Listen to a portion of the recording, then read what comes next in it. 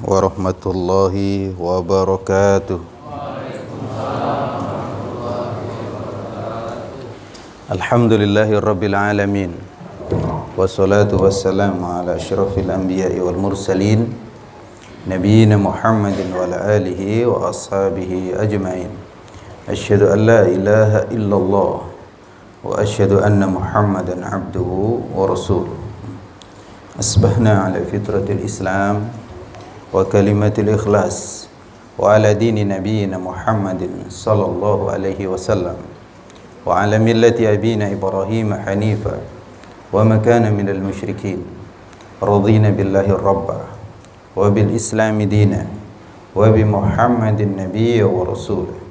Subhanallahi wa bihamdi adada khalqi wa ridha nafsi wa zinata arshi wa midada kalimati.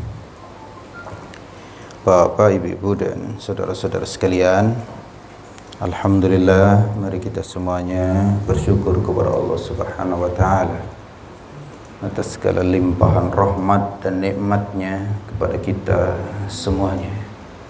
Alhamdulillah, kita dipertemukan oleh Allah Subhanahu wa taala di waktu yang paling mulia, di tempat yang paling mulia, dan juga dalam agenda yang paling mulia. Semoga Allah Subhanahu wa taala mengangkat derajat kita semuanya, khususnya nanti di akhirat kita bisa bersama-sama dipertemukan dengan Nabi Muhammad sallallahu alaihi wasallam. Semoga salawat dan salam senantiasa tercurah kepada beliau, sahabat beliau dan umat beliau yang setia hingga akhir zaman. Bapak, ibu dan saudara-saudara sekalian, langsung kita masuk pada ayat-ayat yang tadi dibacakan. Sangat jelas, sangat gamblang. Pada pertemuan yang lalu kita ditunjukkan oleh Allah Subhanahu wa taala kisah Nabi Musa. Sebenarnya kisahnya dibentangkan dalam bentuk narasi atau ayat yang pendek-pendek, tapi lengkap sedemikian rupa. Bahkan seakan-akan kita itu turut menyaksikan bagaimana Nabi Musa lahir, bagaimana Nabi Musa akhirnya kembali disusuin oleh ibunya sendiri, bagaimana Nabi Musa hidup di istana, bagaimana Nabi Musa akhirnya kemudian pergi dari Mesir ke Madian, bagaimana Nabi Musa sebelumnya menempeleng seseorang, lalu kemudian orang itu mati. Lalu kemudian bagaimana Nabi Musa bertemu dengan dua perempuan solehah, dua perempuan yang solehah. Terbayang juga bagaimana Nabi Musa menjadi penggembala dan seterusnya. Terbayang bagaimana Nabi Musa dan istrinya kehujanan, menggigil dan seterusnya. Bapak, ibu dan saudara-saudara sekalian, kita seakan-akan melihat itu semuanya, dan itu diceritakan oleh Nabi Muhammad sallallahu alaihi wasallam. Apa artinya? Lihat, di sini langsung Allah Subhanahu wa taala berbicara tentang Nabi Muhammad sallallahu alaihi wasallam. Setelah berbicara tentang sejarah Nabi Musa, Allah kemudian di sini berbicara tentang Nabi Muhammad sallallahu alaihi wasallam, bukan sejarah Nabi. Karena kalau sejarah Nabi, kehidupan Nabi semua orang sudah tahu. Maka memang di dalam Al-Qur'an tidak banyak berbicara tentang sejarah Nabi. Al-Qur'an berbicara tentang eksistensi Nabi Muhammad sallallahu alaihi wasallam. Dan itu memang sebenarnya tujuan semua kisah yang ada di dalam Al-Quran. Tujuannya adalah untuk menegaskan tentang kenabian Nabi Muhammad sallallahu alaihi wasallam. Maka pelajaran yang pertama kita ditunjukkan burhanu nubuwatin Nabi Muhammadin sallallahu alaihi wasallam al-mubin. Bukti kenabian Nabi Muhammad sallallahu alaihi wasallam yang sangat nyata. Apa buktinya? Wa ma kunta bijanibil gharbi idz qadayna ila Musa al-amr. Wahai Muhammad, kamu itu tidak ada di sebelah kanan tempat Nabi Musa saat itu, Madian, atau juga ya saat Nabi Musa mendapatkan wahyu dari Allah Subhanahu wa taala. Kamu nggak ada di situ. Karena memang Nabi belum lahir. Jadi Nabi tidak ada di situ. Nabi Muhammad tidak ada di situ. Tapi kamu bisa menceritakan tentang Nabi Muhammad detail seperti itu. Dari mana itu? Dari mana? Dari wahyu. Dari wahyu. Jadi bagaimana bisa bercerita sedemikian sangat detail kalau itu bukan dari wahyu? Wa ma kunta minasyahidin, kamu tidak hadir di situ. Dan semua orang tahu Nabi Muhammad sallallahu alaihi wasallam lahir di tengah-tengah masyarakat yang memang juga nggak ngerti tentang kisah para nabi, karena beliau di Mekah. Di Mekah itu nyaris nggak ada orang berbicara tentang Nabi Musa, nggak ada berbicara tentang kitab suci sebelumnya, nggak ada. Paling banter mereka sekedar ingat Nabi Ibrahim, gitu. Di situ. Karena mereka rata-rata orang-orang musyrik, penyembah-penyembah berhala, dan itu cukup. Dan karena itu juga mereka disebut sebagai kaum yang ummi. Kaum yang ummi itu kaum yang nggak mengerti kitab suci. Kaum musyrikin, Abu Jahal, CS dan seterusnya itu kaum musyrikin. Dan Nabi Muhammad SAW sendiri juga dari awal nggak pernah belajar dan tidak pernah membaca kitab orang-orang lain, tidak mengerti tentang Taurat dan juga tidak berinteraksi dengan ahlul kitab. Dari awal Nabi Muhammad tidak pernah berinteraksi dengan ahlul kitab, tidak berinteraksi dengan orang-orang Yahudi maupun Nasrani. Tapi kok tahu tentang kisah Nabi Musa sedemikian sangat detail? Dari mana itu? Dari wahyu. Maka itu sebenarnya sudah cukup menjadi bukti bahwa Nabi Muhammad sallallahu alaihi wasallam itu adalah utusan Allah. Apa yang diucapkan adalah wahyu. Wahyu. Karena nggak mungkin itu didapat dengan mimpi atau bersemedi dan dengan tutur bahasa yang sedemikian sangat indah menceritakan tentang sejarah, tapi sedemikian sangat bagaimana itu singkat tapi sangat jelas, dan tidak ada keraguan di dalamnya. Yang kedua, Ziyaul ilm bitatawuliz zaman. Memang ilmu itu berangsur-angsur pudar karena persoalan waktu yang panjang. Jadi kisah tentang Nabi Musa, kisah bagaimana masyarakat terdahulu itu ya perlahan-lahan pudar. Nggak banyak lagi yang mengetahui dan tidak banyak lagi yang bercerita tentang itu. Karena memang persoalan zaman. Kalau ada dipenuhi dengan khurafat-khurafat dan seterusnya. Tetapi Nabi Muhammad SAW datang menunjukkan bagaimana kisah Nabi Musa dengan sedemikian sangat gamblang. Dan itulah karena ilmu itu memudar, maka kehidupan masyarakat seperti yang di Makkah jahiliyahnya seperti itu, penyembah berhala, tidak tahu lagi halal haram, kehidupan nyaris seperti binatang. Dan hampir sama juga atau suka sama juga yang di kalangan yang mereka mengaku ahlul kitab, katakanlah yang ada di Yathrib saat itu atau Madinah kemudiannya, itu mereka juga hanya tinggal bekas-bekasnya dan cenderung hidup dalam kondisi jahiliyah ketika ilmu itu memudar. Berikutnya yang ketiga. Nah, di sini hadir Nabi Muhammad SAW, tidak hadir saat itu, tapi hadir di saat kondisi yang ada di mana ilmu sudah nyaris hilang. Maka Nabi itu hadir, nubuwatun Nabi SAW rahmatun linnas. Kehadiran Nabi Muhammad, kenabian Nabi Muhammad itulah rahmat bagi manusia. Alhamdulillah, di sini ada Ustaz Rahmat. Mana beliau? Hah? Tapi insya Allah masih ada rahmatullah di sini. Ada urusan beliau. Iya. Jadi Nabi Muhammad itu rahmatan lil alamin.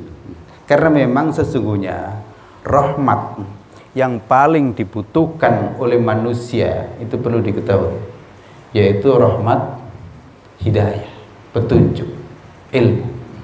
Ini rahmat yang menentukan manusia. Banyak manusia salah yang dianggap rahmat itu adalah yang bersifat materi, uang, harta, kekayaan, laki-laki, perempuan. Padahal itu bukan merupakan hakikat rahmat. Karena nanti kita akan tahu, orang itu bisa celaka karena hartanya. Orang itu bisa celaka karena kedudukannya. Orang itu bisa celaka karena syahwatnya. Dan memang iya, rata-rata manusia itu celaka karena syahwatnya, karena kedudukannya, karena hartanya. Maka bukan itu rahmat itu. Rahmat itu adalah ilmu. Rahmat itu adalah hidayah. Rahmat itu adalah petunjuk. Maka di sini ditegaskan,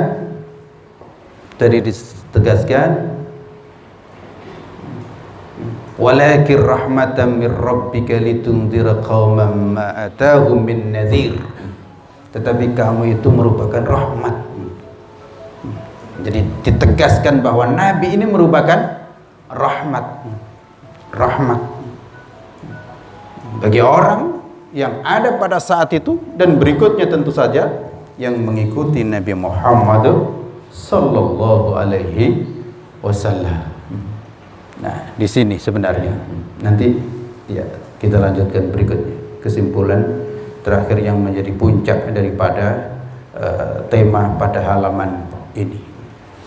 Jadi Nabi Muhammad SAW rahmatan lil alamin. Tapi sering ya memang kata-kata ini populer, dan karena saking pentingnya narasi ini, rahmatan lil alamin ini, akhirnya kemudian dibelokkan. Padahal yang dimaksud dengan Nabi menjadi rahmat itu artinya Nabi itu ya diterima, diikuti. Bukan berarti yang disebut rahmat itu kalau ada orang judi lalu kemudian Nabi datang kemudian dibiarkan, itu berarti rahmat. Bukan itu. Kalau sampai seperti itu, itulah malapetaka. Tapi cenderung yang disebut dengan rahmatan lil alamin sekarang itu kan lah, biarlah yang buruk biarlah, kan gitu. Padahal sebenarnya Nabi sebagai rahmat itu artinya diikuti ajarannya. Siapa yang mengikuti ajaran Nabi Muhammad SAW mendapatkan rahmat.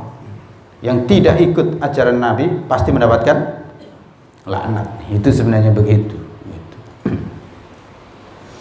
Nanti akan ditegaskan di ayat yang terakhir. Yang keempat. Kufrul kafirin laisa bisababi adami ma talabu minal mu'jizat, bal bisababi ittiba'ihim li ahwaihim. Kekafiran orang-orang kafir terhadap Nabi Muhammad SAW itu bukan karena tidak ada apa yang mereka minta dari mukjizat itu, tetapi itu disebabkan karena mereka mengikuti hawa nafsu. Jadi mereka yang tidak ikut Nabi Muhammad SAW itu bukan karena mereka tidak bisa melihat bukti nyata tadi dan juga bukti-bukti yang lainnya. Karena mereka di ayat ini seakan-akan Nabi itu enggak membawa bukti.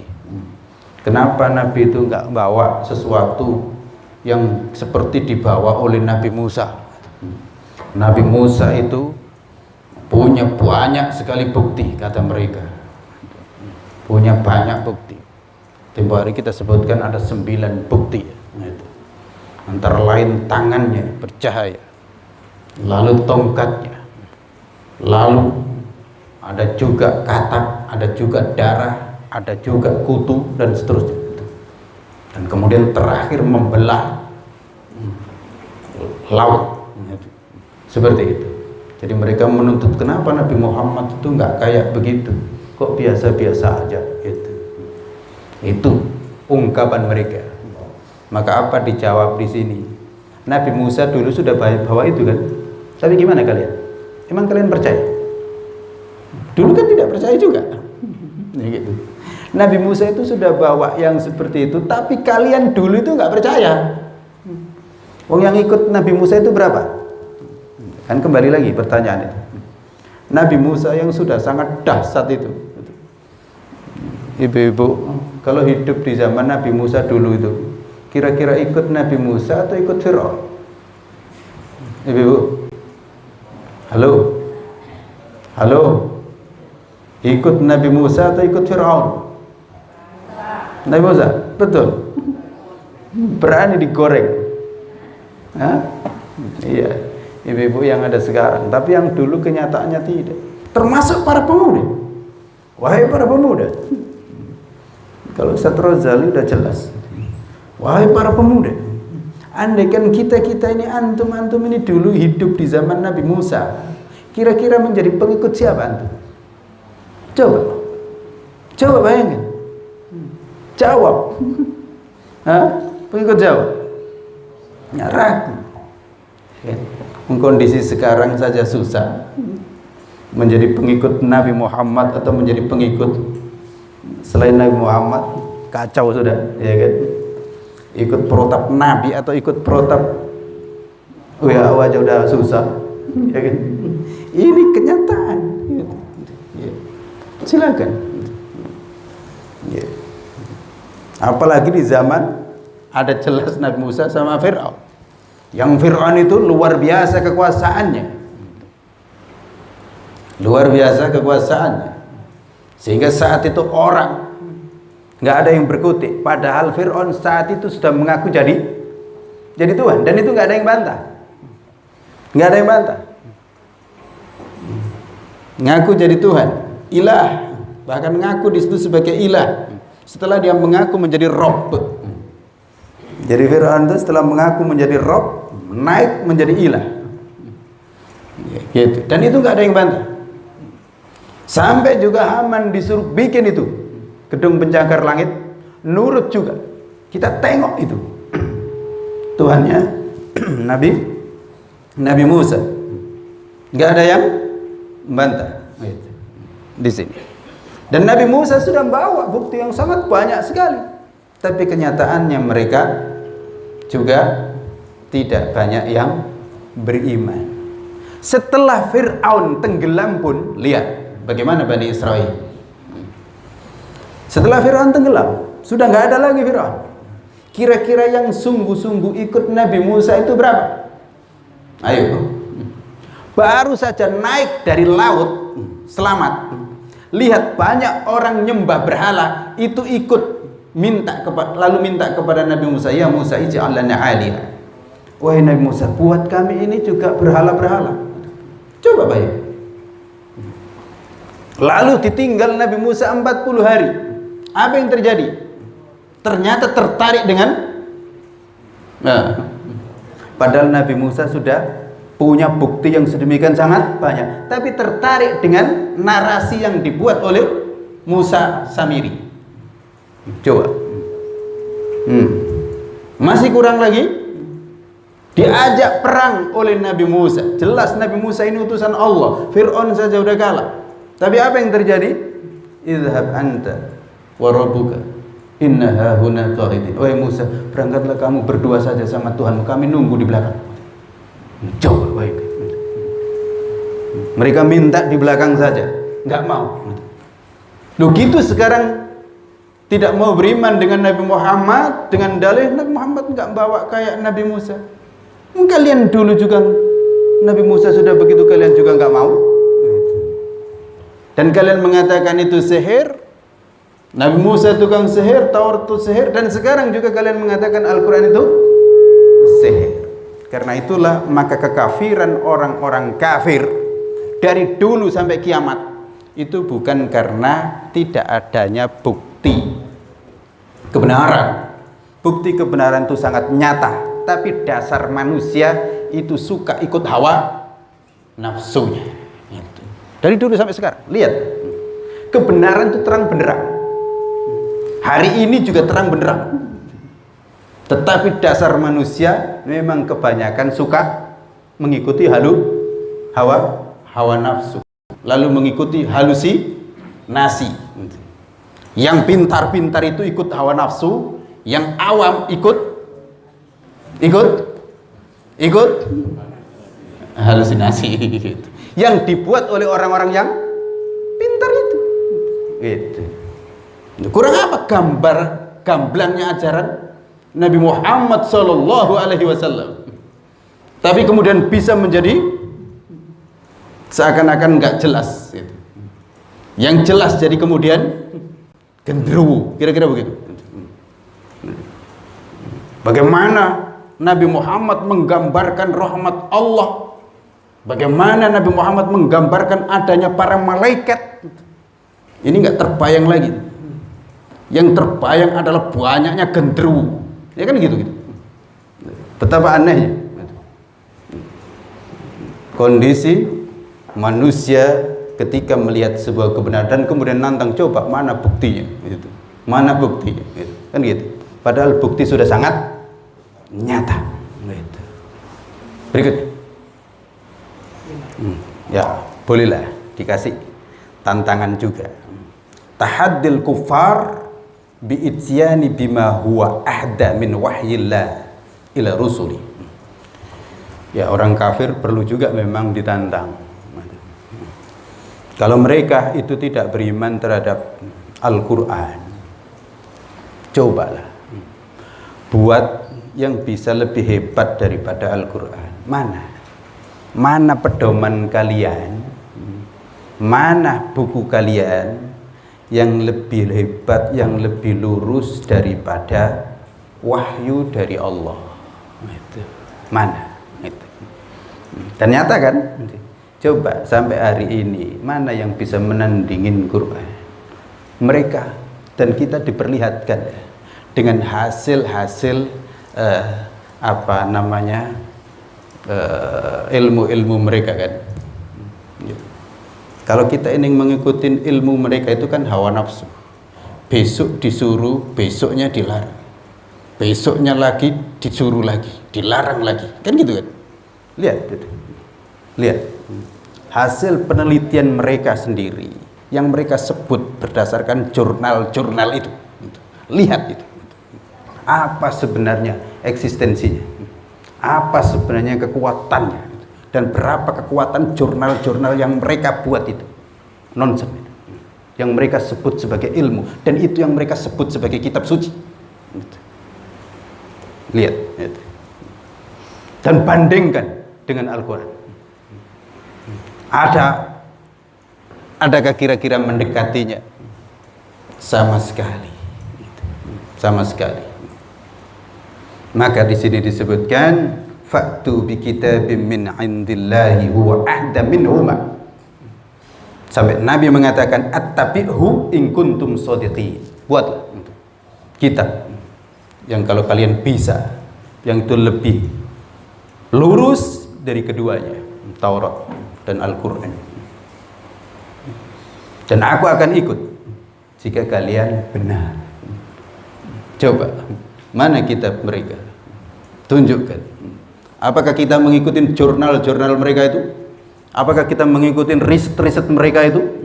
Yang diantaranya itu menghasilkan bahwa manusia itu dari kera misalnya, dan seterusnya. Berikutnya, yang keenam, yang terakhir. Maka di sini kesimpulannya. Ayyu qaumin lam yastajibu lirrasul fa fi dhalalim mubin wa halakin azim. Kaum manapun yang tidak menyambut Nabi Muhammad sallallahu alaihi wasallam, maka pasti sesat dan berada dalam kebinasaan yang besar. Ini aksioma. Jadi setelah diutusnya Nabi Muhammad SAW, mau yang di Mekah, mau yang di Madinah, mau yang di Indonesia maupun yang ada di Amerika, semuanya yang tidak ikut Nabi Muhammad pasti tersesat dan pasti binasa. Itu. Fa illam yastajibu laka fa'lam annama yattabi'una ahwa'ahum. Maka sekiranya mereka tidak menerima kamu, tidak menerima risalahmu, tidak menerima ajaranmu wahai Muhammad, fa'lam, maka ketahuilah, tenang, annama yattabi'una ahwa'ahum, karena maka mereka sesungguhnya hanyalah mengikuti hawa nafsu. Jadi di sini disebut mengikuti hawa nafsu. Wa man adhallu mimman ittaba'a hawa. Dan adakah orang yang lebih sesat daripada orang yang mengikuti hawa nafsu? Bi ghairi hudam minallah, yang tidak mendapatkan petunjuk dari Allah. Jadi kalau manusia itu mengikuti hawa nafsu, bukan petunjuk dari Allah yang menjadi dasar, itu pasti ya celaka dan tidak ada yang lebih sesat. Ya sampai disebutkan dalam ayat yang lain, ya binatang itu sesat. Tetapi manusia yang hanya mengikuti hawa nafsu lebih sesat. Ulaika kal an'am bal hum adall. Gitu. Tapi manusia memang ya punya kepintaran. Ikut hawa nafsu tapi dibilang ikut ilmu. Gitu. Padahal jelas hawa nafsu. Karena sebenarnya tidak ada ilmu tanpa petunjuk dari Allah Subhanahu wa taala. Innallaha la yahdil qaumadz zalimin. Sesungguhnya Allah tidak memberikan petunjuk bagi orang-orang yang zalim. Jadi ini aksioma. Dimanapun berada, umat dimanapun berada yang tidak ikut Nabi Muhammad pasti tersesat dan pasti celaka. Pasti celaka. Ini rumus. Ini rumus. Ini dimanapun. Karena Nabi Muhammad itu rahmat untuk semesta alam. Dan diutus oleh Allah untuk seluruh alam. Untuk seluruh alam. Bukan hanya untuk Makkah, bukan hanya untuk Madinah. Dan tempoh hari sudah kita jelaskan bagaimana Makkah setelah ditinggalkan Nabi Muhammad SAW, maka nyaris hancur. Baru ditinggalkan saja. Dan kemudian bagaimana Makkah itu menjadi naik lagi, ya ketika kembali kepada Nabi Muhammad SAW, atau Nabi Muhammad balik ke sana dan mereka terima, maka itulah Makkah menjadi kemudian naik lagi. Dan karena itu kemudian kita punya dua haramain, Makkah dan Madinah, dan begitu selanjutnya sebenarnya. Dan peradaban Islam menunjukkan itu. Dimanapun ada, di barat maupun di timur, yang menerima Islam, maka Allah tunjukkan bagaimana Islam itu mengangkat tempat itu, karena terus bergulir kan. Jadi Islam itu kemudian terus bergerak kan, ada di Andalusia dan seterusnya, dan kemudian terus bergerak sampai ke tempat kita ini juga. Demikian Bapak Ibu dan saudara-saudara sekalian, silakan kalau ada yang bertanya.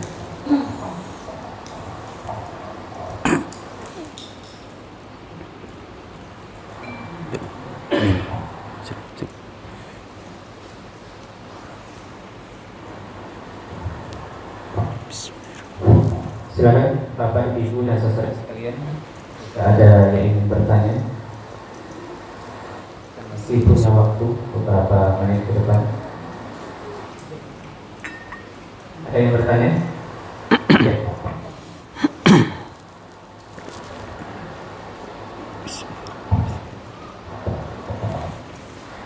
Assalamualaikum warahmatullahi wabarakatuh. Waalaikumsalam warahmatullahi wabarakatuh.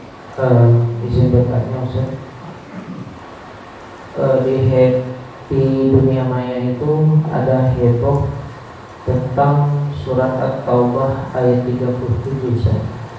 Ini dikaitkan dengan kemarin pada saat 1 Muharram itu libur nasional diundur.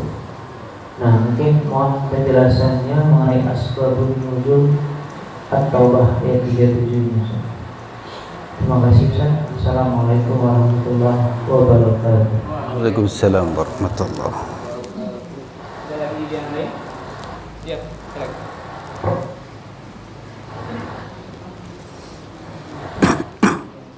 Terima kasih Pak Ustadz.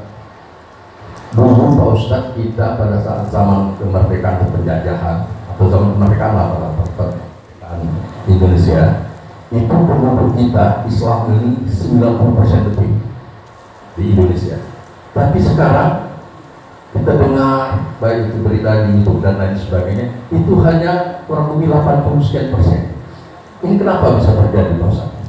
Mohon pencerahan. Terima kasih Pak Ustadz. Assalamualaikum warahmatullahi wabarakatuh. Waalaikumsalam. Ada lagi? Cukup? Cukup dua dulu. Ya.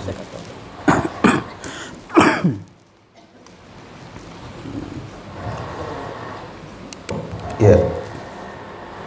Untuk surat At-Taubah ayat 37 saya belum teringat. Insyaallah mungkin nanti kita singgung di pertemuan yang akan datang secara khusus. Kita tidak berani berbicara tentang Al-Quran, asbabun nuzul dan seterusnya.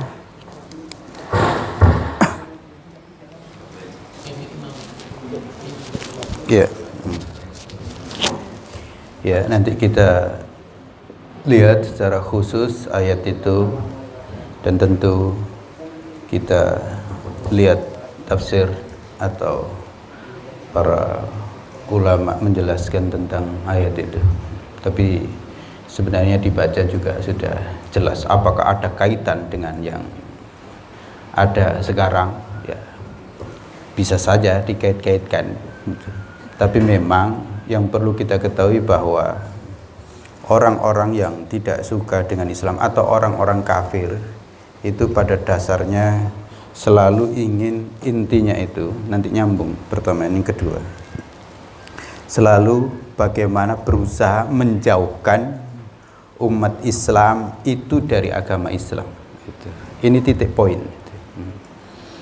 Jadi bagaimana orang-orang kafir itu dari dulu, orang-orang kafir itu menjauhkan umat Islam dari agama Islam.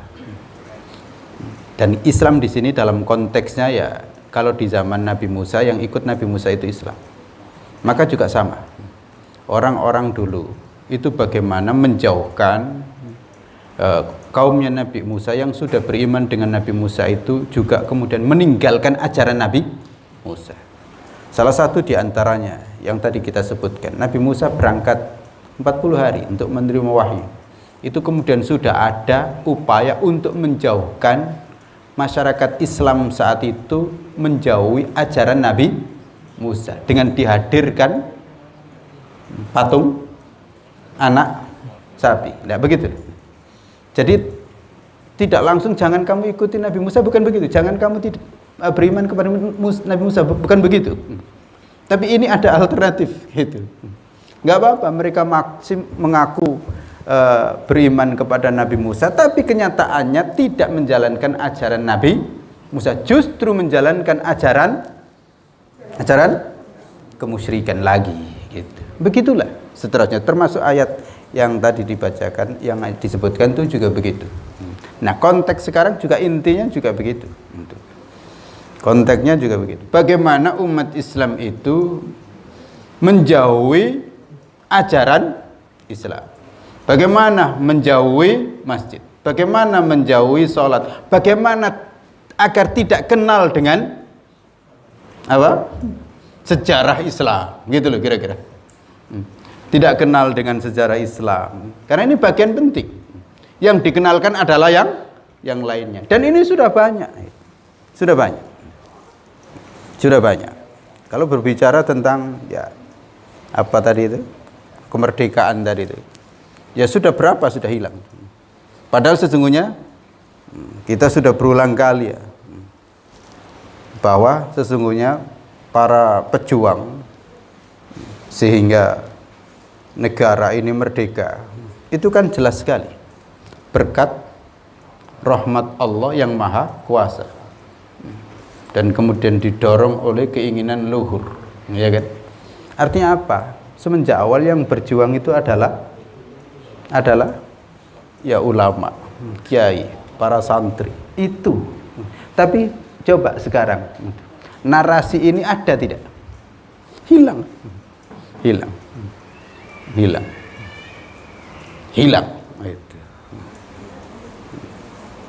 Sehingga kemudian sampai ada statement tidak ada Indonesia tanpa ini, ya kan aneh gitu.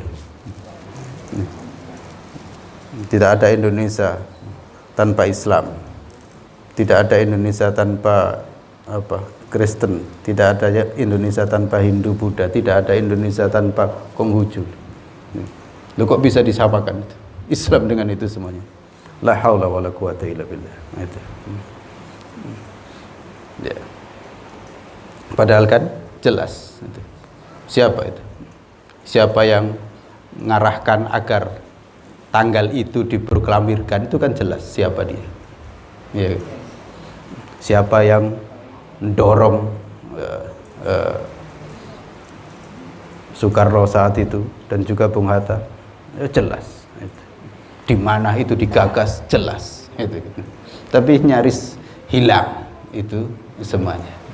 Lalu kemudian sebelum itu sudah dirumuskan apa, negara ini berdiri atas apa, itu sudah jelas.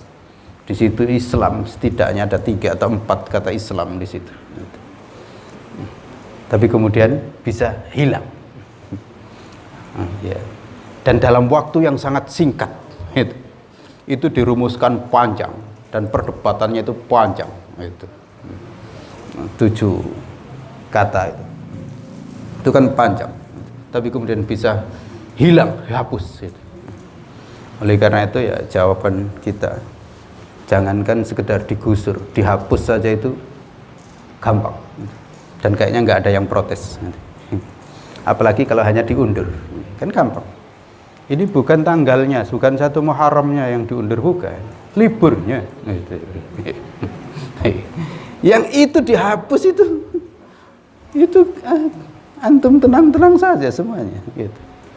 Pak Nasir sudah berjuang habis-habisan untuk mengembalikan itu, ya nggak bisa. Gitu.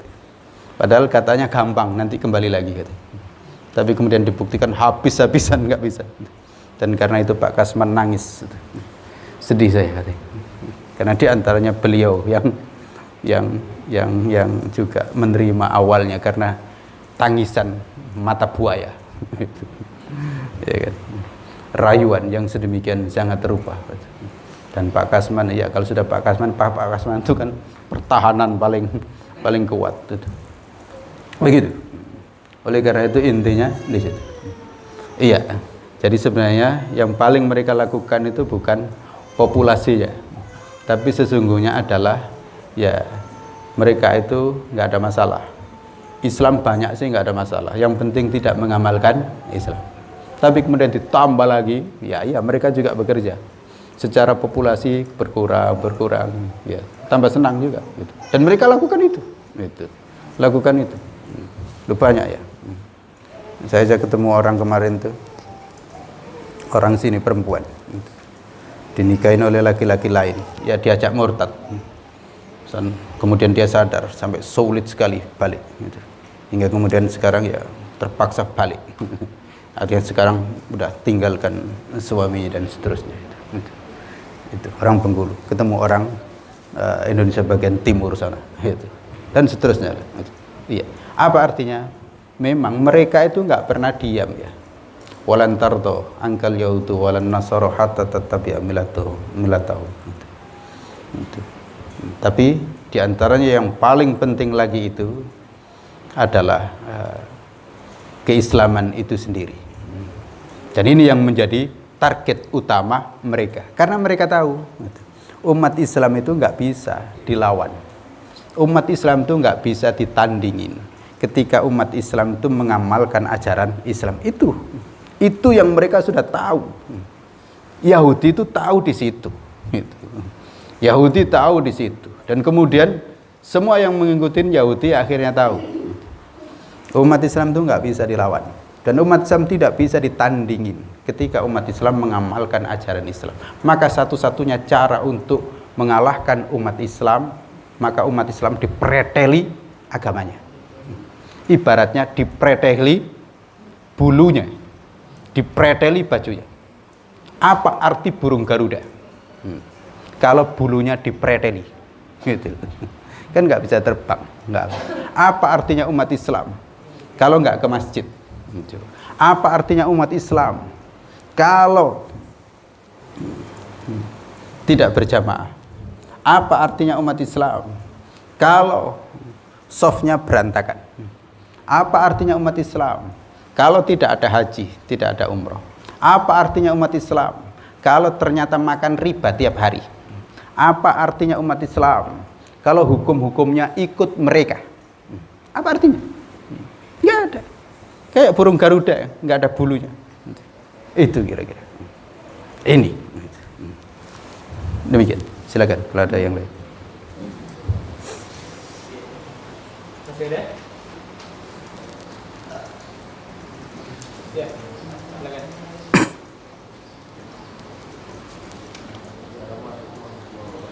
Waalaikumsalam. Keras sedikit. Kencang dikit.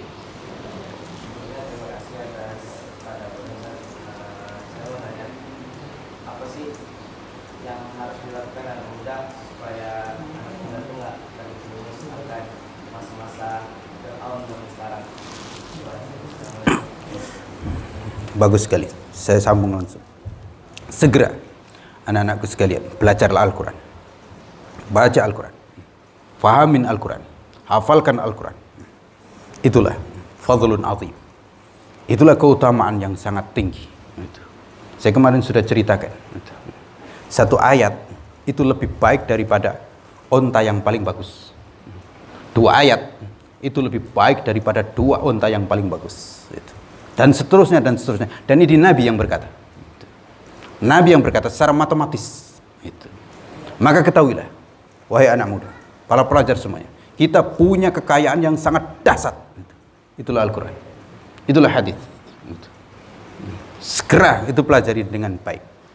Maka kalian akan mendapatkan sesuatu yang sangat besar. Dan Abu Hurairah sudah membuktikan itu. Abu Hurairah itu sekitar hanya 2 tahun ketemu dengan Nabi Muhammad SAW. Maka sekitar itu kira-kira beliau belajar. Apa yang terjadi? Abu Hurairah yang tidak terkenal, Abu Hurairah yang sangat miskin, maka kemudian menjadi orang yang boleh dikatakan ya paling terkenal. Karena ketika kita mendengar hadis itu rata-rata dari Abu Hurairah. Karena Abu Hurairah belajar kira-kira dalam rentang waktu 2 tahun itu tidak pernah keluar dari masjid, menjadi ahlus sufa di situ. Dan ingat, bukan sekedar itu. Bukan sekedar itu. Di masa Abu Bakar menjadi gubernur. Abu Hurairah itu jadi gubernur. Berarti kemudian kaya. Di masa Umar ditarik mundur sebentar karena kok banyak kekayaannya. Diaudit, ternyata lurus. Diminta lagi sama Umar, kalau begitu silakan untuk jadi gubernur lagi. Kata Abu Hurairah tidak. Cukup wahai Umar, mohon maaf. Jadi tidak mau. Dan ketika Abu Hurairah tidak mau jadi gubernur, memilih apa? Memilih jadi guru ngaji. Memilih menyebarkan hadis, dan itulah menjadi terkenal. Maka Abu Hurairah lebih terkenal sebagai rawi hadis daripada sebagai gubernurnya. Dan itulah Allah angkat. Manusia itu kalau dekat dengan ayat Allah Subhanahu wa ta'ala, maka segera belajar Al-Quran, pelajarin agama Islam. Inilah yang akan menjadi sinar di masa sekarang dan yang akan datang. Dan jangan tertipu dengan ilmu yang itu sesungguhnya hanya hawa nafsu. Jangan tertipu dengan ilmu yang itu sesungguhnya hawa nafsu. Maka segera pelajarin Al-Quran. Dan buat yang masih muda, buat kira-kira kalau mau seperti Abu Hurairah, 1 hari 2 ayat 3 ayat, dan silakan ditingkatkan. Maka akan dahsyat. Demikian.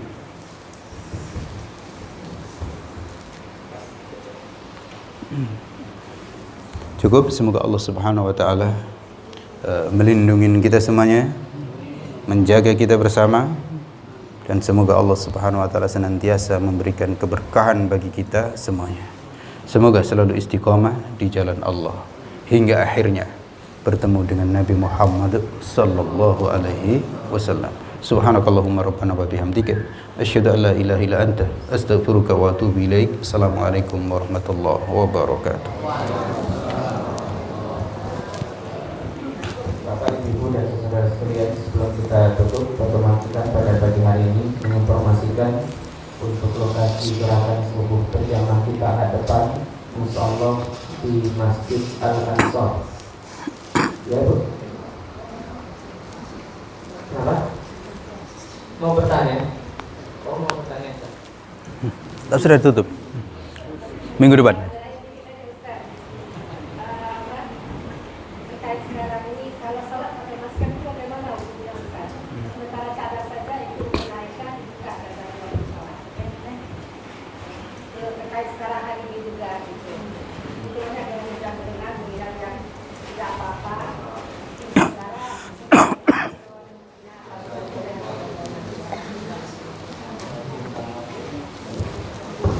Singkat, istafti qalbak, tanya hati nurani dan segera diamalkan. Ya. Kalau masih kurang jelas, insya Allah pekan depan.